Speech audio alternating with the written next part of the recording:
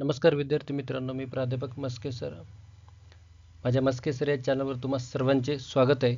तर विद्यार्थी मित्रांनो, आजच्या आपल्या या व्हिडिओमध्ये आपण इयत्ता 5वीचा एक टॉपिक घेणार आहोत, ज्याचं नाव आहे ट्रू फ्रेंड्स. ॲक्च्युली ही एक अशा खऱ्या मित्रांची गोष्ट आहे की जे आपल्या मैत्री खातर काहीही करू शकतात. मला आपल्या टायटलमध्येच या गोष्टीचा सार लपला आहे. ट्रू फ्रेंड्स म्हणजे खरे मित्र नेमके कसे ओळखायचं. सोबत राहतात, एका वर्गामध्ये राहतात, एका ऑफिसात काम करतात, यालाच आपण खरे मित्र म्हणतो का? नाही. तर जे मित्र आपल्याला गरजेला कामी येतात तेच आपले खरे मित्र आहेत. हीच गोष्ट आपल्याला या स्टोरीच्या माध्यमातून आपल्याला सांगितलेली आहे. चला तर मग पहिल्यांदा आपण ही गोष्ट मराठीमधून ऐकूया आणि त्याच्यानंतर याच्या ज्या काही ॲक्टिव्हिटीज आहेत आपल्या टेक्स्टबुकमध्ये त्या पूर्ण करून घेऊयात.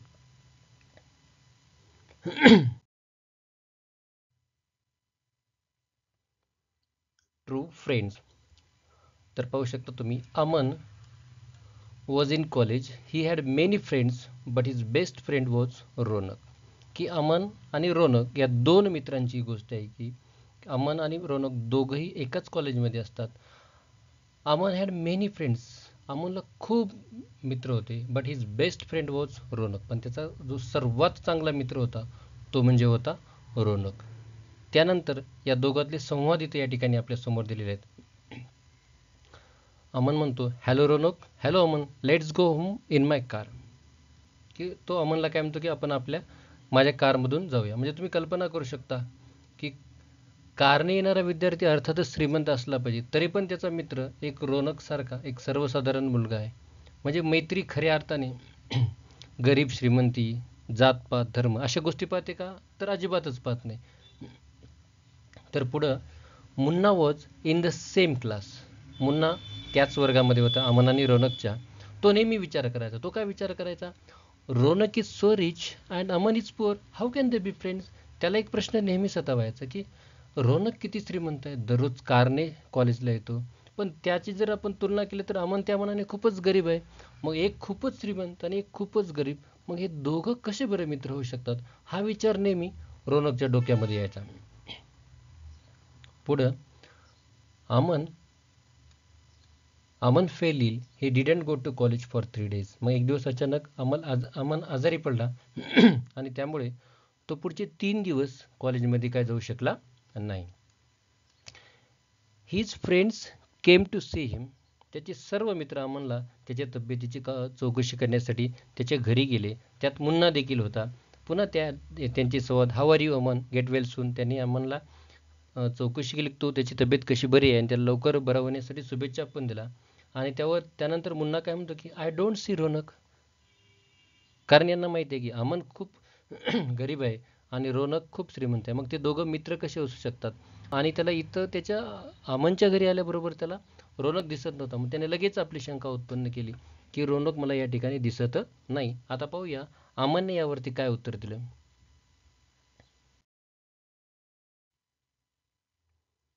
तो काय म्हणतो, next day, Ronak where is your friend Aman. पुन्हा तो रोनकला भेटतो आणि म्हणतो की तुझा बेस्ट फ्रेंड रोनक कुठे आहे, अमन कुठे आहे, सॉरी. त्यावर रोनक म्हणतो की ही इज इल, तो आजारी आहे. Yesterday we went to his house but you didn't come. Ronak said I was busy. Munna त्याला म्हणतो की काल आम्ही सगळे मित्र अमनला भेटण्यासाठी त्याच्या घरी गेलो होतो, पण तू काल तर काही आला नाहीस. यावर रोनक म्हणतो की मी बिझी होतो, मी कामामध्ये थोडंसं व्यस्त होतो. यावर मुन्ना काय म्हणतो की your best friend is ill and you were busy I see. त्याला पुन्हा त्याच्या डोक्यामध्ये शंका येते, अरे तुझा सर्वात चांगला मित्र आजारी आहे आणि तू म्हणतोस की कामामध्ये व्यस्त होतो, असं कसं असते? पुन्हा त्याच्या डोक्यामध्ये तो विचार घर करतो की हे चांगले मित्र कसे असू शकतात. पुढं anyway you cannot be good friends. तो सरळ त्याच्या समोरच म्हणून दाखवतो की काही जरी असलं तरी तुम्ही चांगले मित्र होऊ शकत नाही. यावर पुन्हा रोनक विचारतो की का असं का, तू असं का म्हणतोस की आम्ही चांगले मित्र होऊ शकत नाही.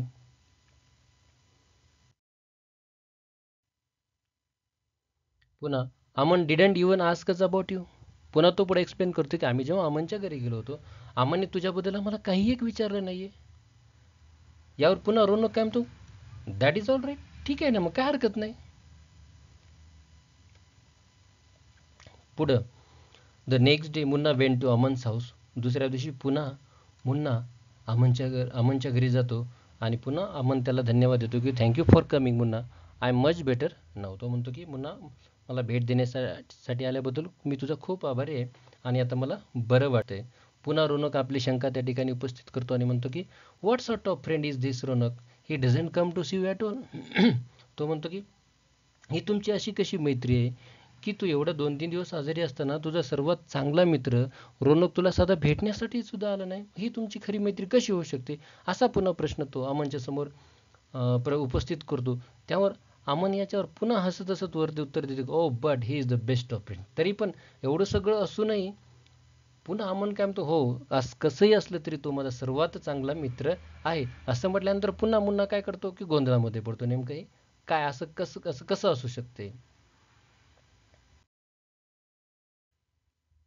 पुढं, how can you say that. पुन्हा तो म्हणतो की तू असं कसं म्हणू शकतोस की मुन्ना, रोनक तुझा चांगला मित्र आहे. Come I shall show you. Aman म्हणतो चल आम्ही दोघे चांगले मित्र कसे होते हे मी तुला सिद्धच करून दाखवतो. तेवढ्यात they walk to a shop near Aman's house. ते अमनच्या घराच्या जवळ असलेल्या एका दुकानामध्ये जातात आणि तिथं गेल्याबरोबर मुन्नाला तर एक आश्चर्याचा धक्काच बसतो किंवा तेव्हा तो काय पाहतो की what a rich boy like Ronak working in a shop. अरे त्याला तर आश्चर्याचा धक्का बसतो, करून रोनक सारखा एवढा श्रीमंत मुलगा आणि एका दुकानामध्ये काम करतोय, ह्या गोष्टीवर त्याचा विश्वासच बसत नाही. तेव्हा त्याला अमन सांगतो की yes Munna, he is doing my job, I work in the shop in the evening. तेव्हा अमन त्याला म्हणतो की होय मुन्ना, अमन या ठिकाणी, रोनक या ठिकाणी माझं काम करत आहे.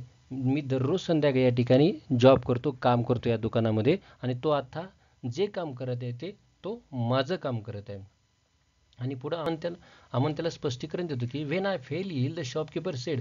आणि जेव्हा मी आजारी पडलो तेव्हा मला दुकानदाराने काय सांगितलं की if you don't come to work I shall give your job to some other boy. त्याने त्याला ताकीद इशारा दिली की जर तू आता हे 3 दिवस जर दुकानामध्ये कामाला नाही आलास तर मी तुझं काम दुसऱ्याला देईल. म्हणूनच कदाचित रोनक काय करत होता, अमनच्या दुकानी त्याच्यासाठी तो त्या ठिकाणी काम करत होता.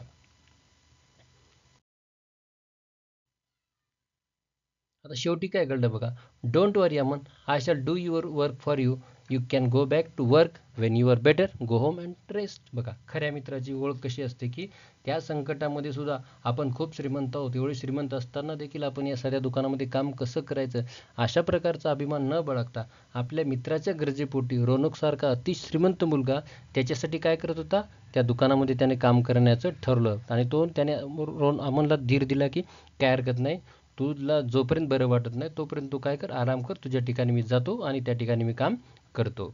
असं त्याने आपल्या मित्राला काय केलं, आश्वस्त केलं. पुढं, Ronak comes out of the shop. तेवढ्यात रोनक दुकानाच्या बाहेर येतो आणि अमनला काय त्याचे पैसे देतो आणि काय म्हणतो की here is your money Aman, Aman हे तुझे पैसे घे.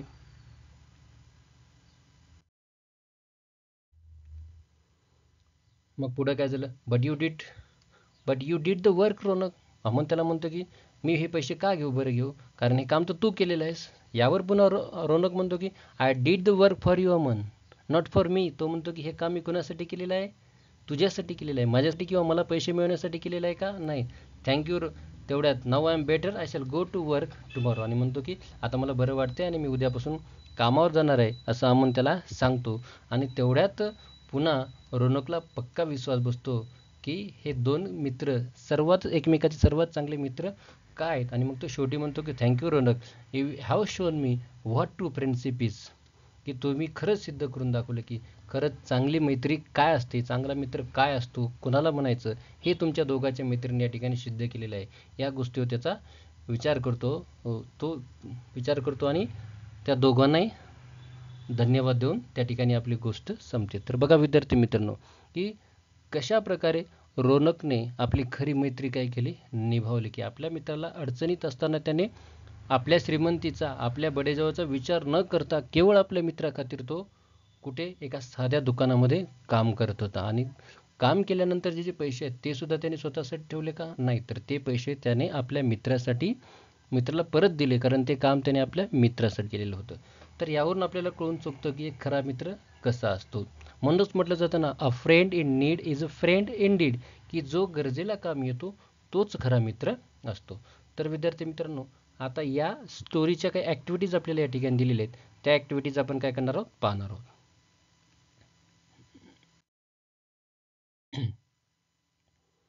इनॅक्ट द स्टोरी, तुम्ही वर्गामध्ये स्टोरी इनॅक्ट करू शकता, दोन्ही तिन्ही पात्र वेगवेगळ्या विद्यार्थ्यांनी करून. Tell the story in short in your mother tongue and write down. आता आपण स्टोरी मराठीत सांगलेली आहे, तुम्ही ट्राय करू शकता मराठीतून तुम्हाला जशी समजली त्या याच्यामध्ये शब्दामध्ये लिहिण्याचा. Using your own ideas make and write at is 3 other phrase like the following.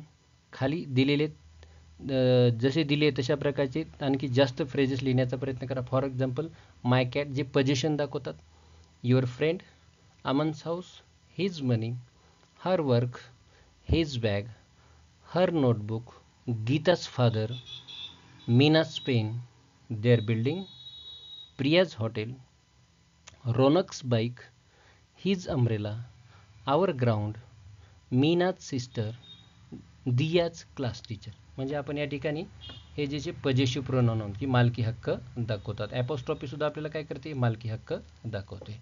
So move to the activity number 5.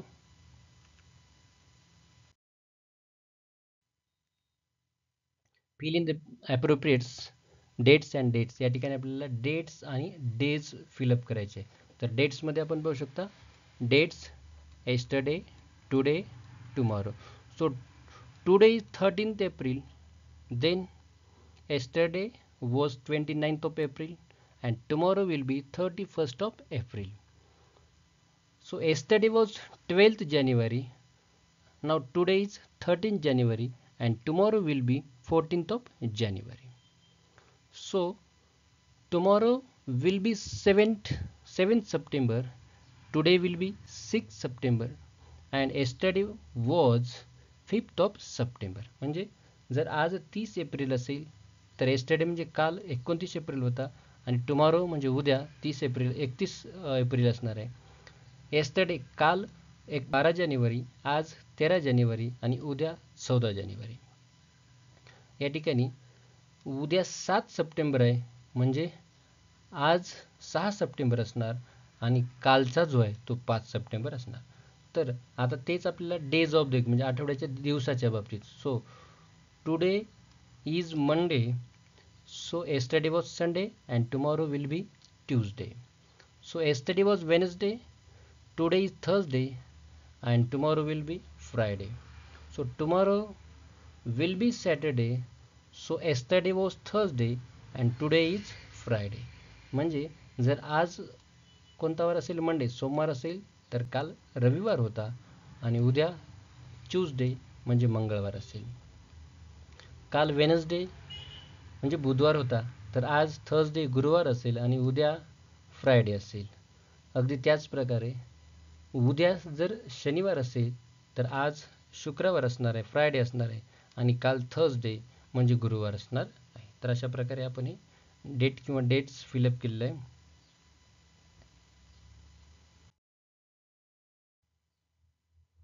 Find and underline the following words on pages 22-24. तर हे जे शब्द आहेत तुम्हाला पेज नंबर 22 ते 24 वरती टिक करायचे आहेत. 7.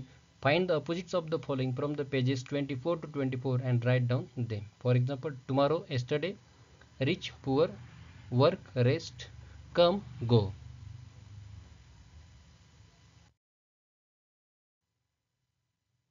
Complete the following using any suitable questions from those given below.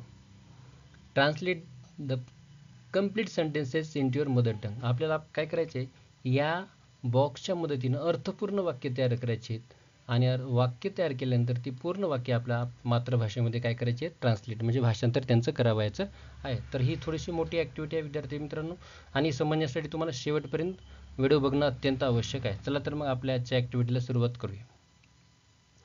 I don't know, मला माहिती नाही. वी डोंट नो, आम्हाला माहिती नाही. सी डझंट नो, तिला माहिती नाही. ही डझंट नो, त्याला माहिती नाही. यू डोंट नो, तुम्हाला माहिती नाही, तुम्हाला किंवा तुला माहिती नाही. इट डझंट नो, त्याला माहिती नाही.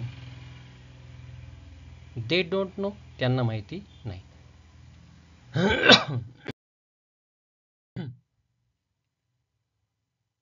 I don't watch T V. मी दूरचित्रवाणी बघत नाही. म्हणजे टी व्ही सुद्धा तुम्ही लिहू शकता.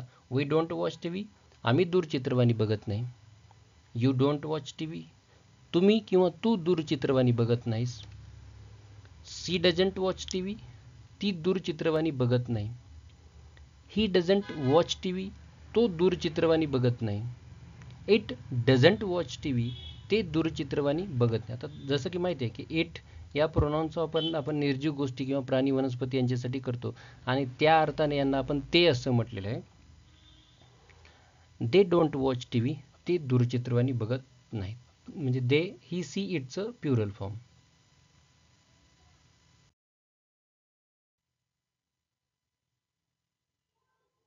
I don't work here. मी येथे काम करत नाही. We don't work here. आम्ही येथे काम करत नाही. You don't work here. तू येथे काम करत नाहीस. She doesn't work here. ती येथे काम करत नाही. He doesn't work here. तो येथे काम करत नाही. They don't work here. ते येथे काम करत नाही. दे अर्थात अनेकवचनीय अर्थाने.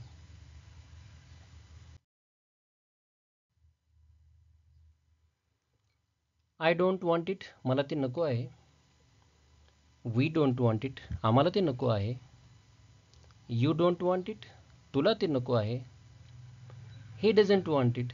त्याला ते नको आहे. She doesn't want it. तिला ते नको आहे. They don't want it. त्यांना ते नको हवे. It doesn't want it. त्याला ते नको आहे.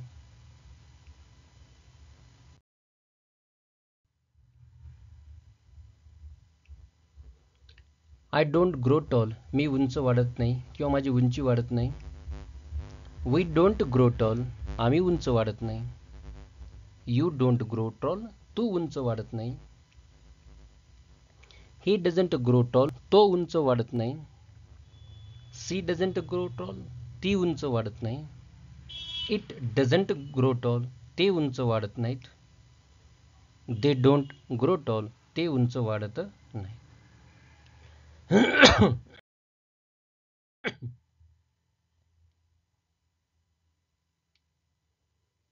I don't fall ill. मी आजारी पडत नाही. We don't fall ill. आम्ही आजारी पडत नाही. You don't fall ill. तू आजारी पडत नाहीस किंवा तुम्ही आजारी पडत नाहीत. He doesn't fall ill. तो आजारी पडत नाही. She doesn't fall ill. ती आजारी पडत नाही. It doesn't fall ill. ते आजारी पडत नाहीत. They don't fall ill. ते आजारी पडत नाहीत.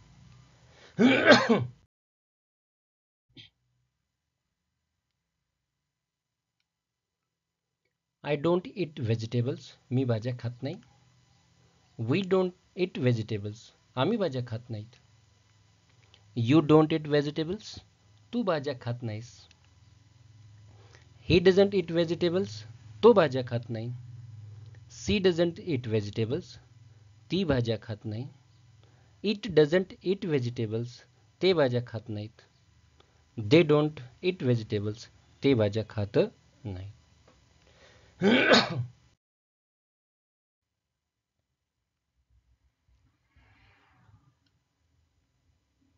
I don't jump high. मी उंच उडी मारत नाही. We don't jump high. आम्ही उंच उडी मारत नाही. You don't jump high. तू उंच उडी मारत नाहीस. He doesn't jump high. तो उंच उडी मारत नाही. सी डझंट जम्प हाय. ती उंच उडी मारत नाही. इट डझंट जम्प हाय. ते उंच उडी मारत नाहीत. दे डोंट जम्प हाय. ते उंच उडी मारत नाहीत. की यातल्या प्रत्येक या बॉक्सपासनं आपण 7 वाक्य केलेले आहे. त्याच्यामुळे वाक्यांची संख्या अर्थपूर्ण वाक्य संख्या या ठिकाणी भरपूर आपल्याला पाहायला मिळते.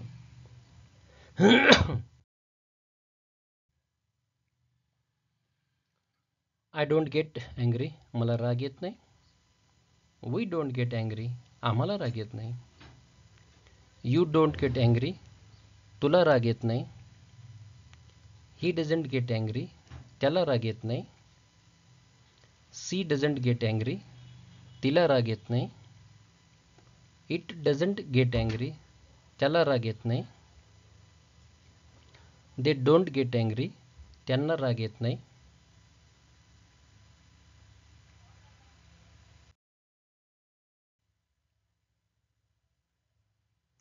आणि आता या सेंटेन्सचा हा शेवटचा टप्पा असेल. I don't have a sister, मला बहीण नाही. We don't have a sister, आम्हाला बहीण नाही. You don't have a sister, तुला बहीण नाही. He doesn't have a sister, त्याला बहीण नाही. She doesn't have a sister, तिला बहीण नाही. It doesn't have a sister, त्याला बहीण नाही. आणि the last sentence, they don't have a sister, त्यांना बहीण नाही. तर अशा प्रकारे आपण जास्तीत जास्त वाक्य या ठिकाणी केलेत. म्हणजे आपण या टेबलपासून एकूण 67 म्हणजे 67 अर्थपूर्ण वाक्य आणि त्यांचं मराठी भाषांतर सुद्धा केलेलं आहे. आणि तर आजच्या या स्टोरीची ही एक शेवटची ॲक्टिव्हिटी असेल आपली आत्ताची. Listen to my questions and complete it at once. So answers are already given. Where is my bag, तुम्ही पुस्तकात पाहू शकता.